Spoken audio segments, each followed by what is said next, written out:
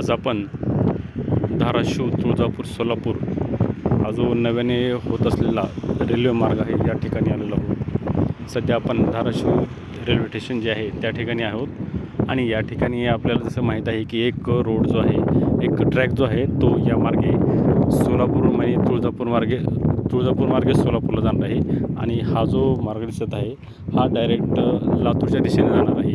म्हणजे लातूरवरनं जी सोलापूरला ट्रेन जाणार आहे ती ट्रेन आपल्याला जंक्शन जो उस्मानाचं जे होणार आहे धाराशिवचं त्या ठिकाणी जाणार नाही, ती या ठिकाणीच थांबणार आहे।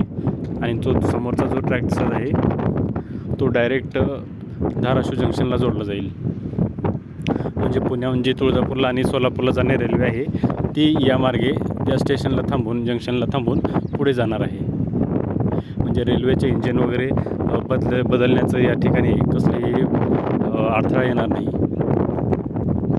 आता लवकरच हे काम पूर्णत्वास येईल आणि रेल्वेच्या जे काही एस्टिमेट आहे त्यानुसार मार्च 2027मध्ये या काम हे पूर्णत्वास जाईल आणि त्यानंतर पुढचा जो टप्पा आहे त्या टप्प्यामध्ये तुळजापूर ते माळुंब्रा आणि माळुंब्रा ते सोलापूर असे 2 टप्प्यामध्ये काम होणार आहे आणि ते काम मार्च 2028 म्हणजे 1 वर्षानंतर लगेच ते पूर्ण होईल।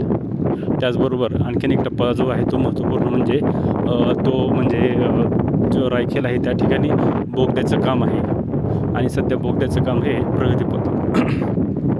प्रगतीपथावर आहे। तर धाराशिवकरांसाठी एक आनंदाची बातमी म्हणजे लवकरच आपल्याला म्हणजे 1 वर्षामध्ये मार्च 2027मध्ये आपणास धाराशिववरनं डायरेक्ट तुळजापूरला रेल्वेने जाता येणार आहे। त्याचबरोबर महाराष्ट्रामधून आणि देशभरातून जे काही भाविक आई तुळजामातेचे दर्शन घेण्यासाठी येणार आहेत त्यांना देखील त्यांना देखील तुळजापूरला रेल्वेने आता येणार आहे, रेल्वेने जाता येणार आहे।